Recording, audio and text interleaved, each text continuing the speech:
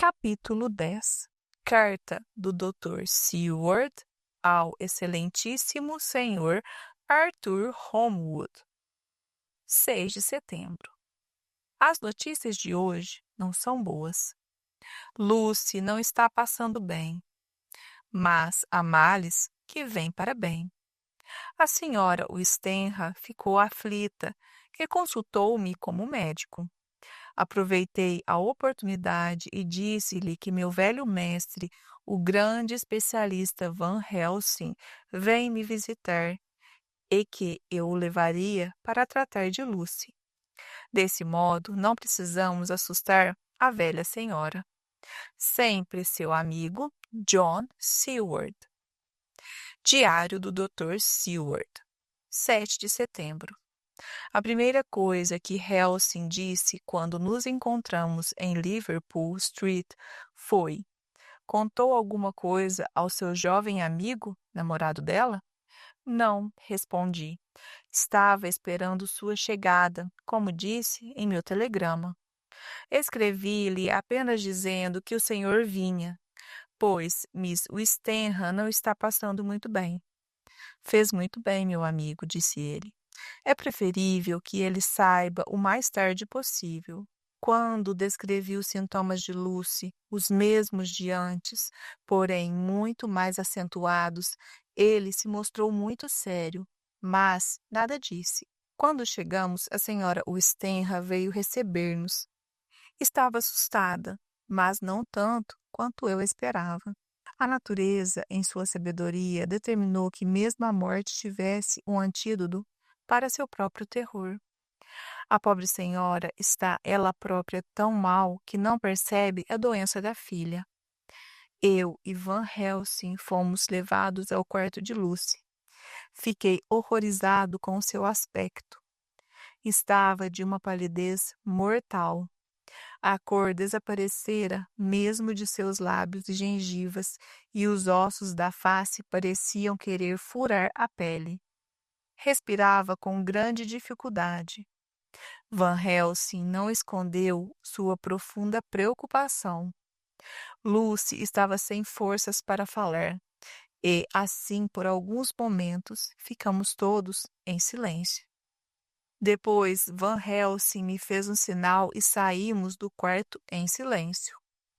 Temos de fazer uma transfusão de sangue imediatamente, anunciou então. Quem dará o sangue? Eu ou você? Sou mais moço e mais forte, professor. Devo ser eu. Então, prepare-se, pois vou buscar minha valise. Já estou preparado. Desci ao andar térreo com ele e, quando caminhamos, uma pancada forte soou na porta. Quando chegamos, a criada tinha acabado de abrir a porta e Arthur entrou. Estou morrendo de aflição, disse-me ele. Sua carta me assustou terrivelmente. Como meu pai melhorou um pouco, tomei o primeiro trem. Não é o Dr. Van Helsing? Sou-lhe muito grato por ter vindo, doutor. Chegou a tempo. Sua noiva está mal, muito mal. Arthur empalideceu e sentou-se numa cadeira, quase desmaiado. O que devo fazer? Perguntou Arthur. Minha vida lhe pertence e, por ela, darei de boa vontade até a última gota do meu sangue. Não lhe pedirei tanto, disse o professor. Não precisaremos da última gota. Venha, o senhor é um homem e é disso que precisamos. Arthur pareceu intrigado e o professor tratou de explicar. A jovem está muito mal. Precisa de sangue para não morrer. Eu e meu amigo John já íamos fazer uma transfusão de sangue. John tinha se oferecido para doar o seu, mas acho que o do senhor será muito melhor. Se soubesse quanto estou disposto a morrer por ela, disse Arthur. Muito bem, disse Van Helsing. Aproximou-se então do leito de Lucy. Tendo pedido a Arthur para não entrar no quarto, tirou da valise um pacotinho, colocou-o dentro de um copo d'água.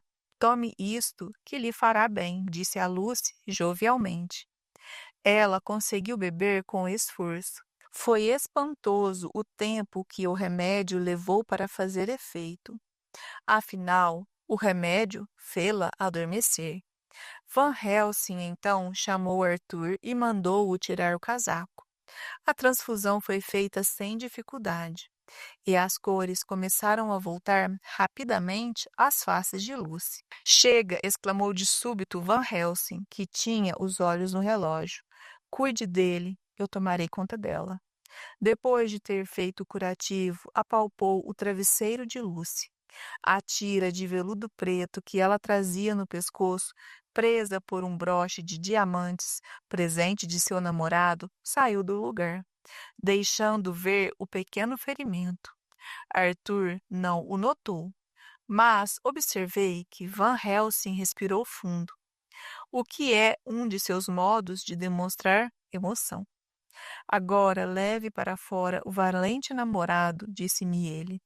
Dê-lhe um cálice de vinho do Porto e faça-o deitar por algum tempo. Depois ele deve ir para casa e dormir bastante. Não deve ficar aqui. Quando Arthur se retirou, voltei para o quarto. Lucy estava dormindo sossegada. Perguntei ao professor em voz muito baixa: o que acha daquele ferimento no pescoço? E você, o que acha?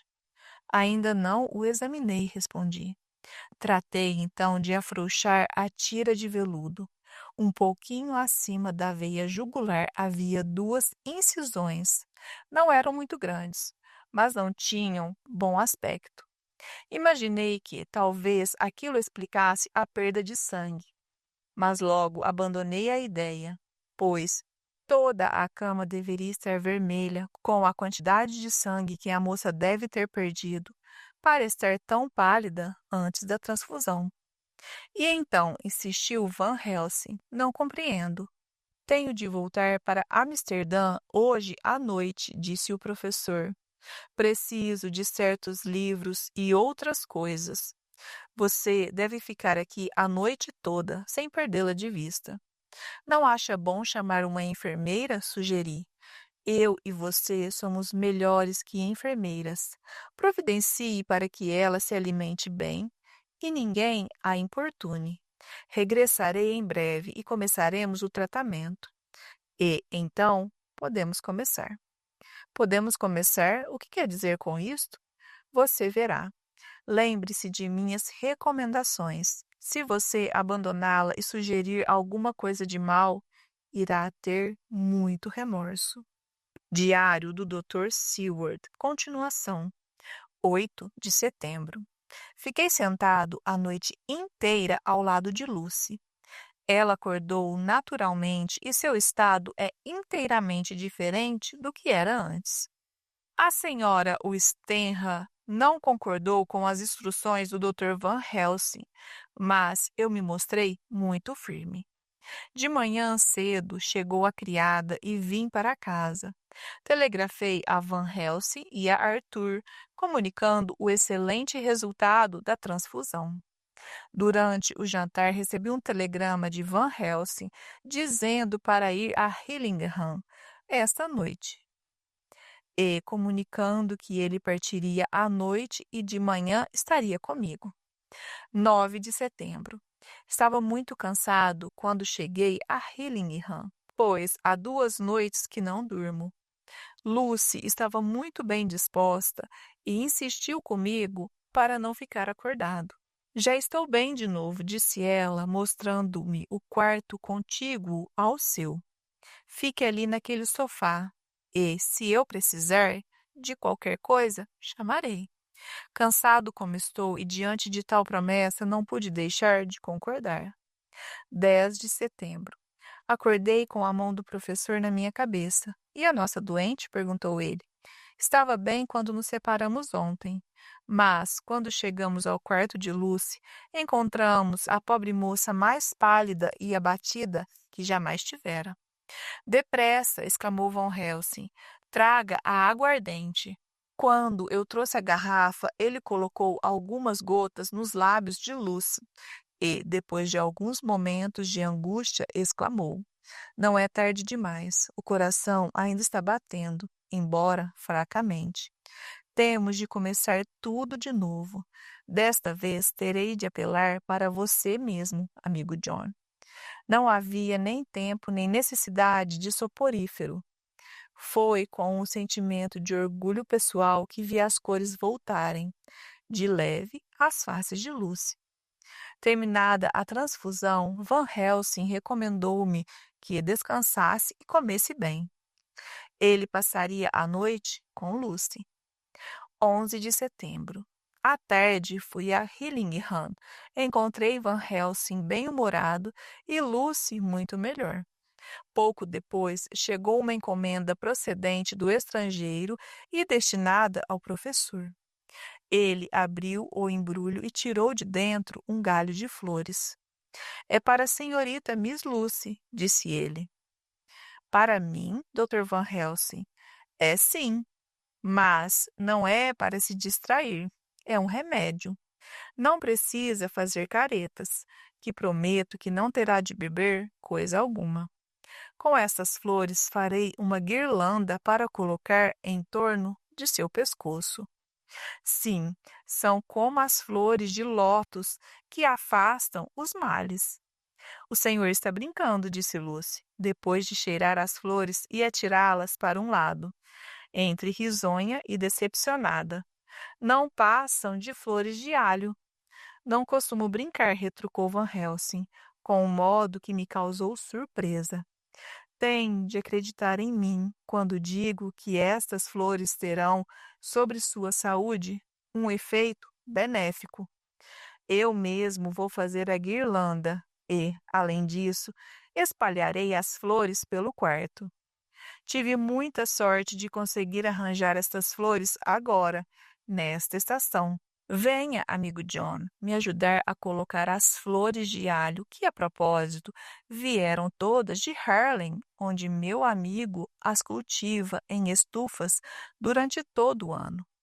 Entramos no quarto, levamos as flores conosco. A atitude do professor foi muito estranha, sem dúvida. Fechou cuidadosamente as janelas e esfregou as flores em todos os caixilhos, a fim de que o ar que entrasse no aposento ficasse impregnado com seu cheiro. Fez a mesma coisa na porta e na lareira. Sei que tem motivo para fazer o que está fazendo, mas isso não deixa de me intrigar, observei. Diria que o senhor está querendo afastar algum mau espírito. Talvez esteja, respondeu ele, enquanto começava a fazer o colar que Lucy deveria usar durante a noite. Esperamos que Lucy fizesse sua toilette e, quando ela se deitou, o próprio Van Helsing colocou a guirlanda de flores de alho em torno do seu pescoço. As últimas palavras que ele disse foram: tenha cuidado de não retirar a guirlanda. E, mesmo se o quarto parecer abafado, não abra a janela nem a porta. Prometo, disse Lucy, e agradeço-lhe 1000 vezes por sua bondade comigo. Esta noite posso dormir tranquilo, disse Van Helsing, quando saímos. Procure-me amanhã cedo para irmos ver a moça. Talvez, lembrando-me da confiança que eu próprio sentira 2 noites antes, sua confiança não me tranquilizou de todo.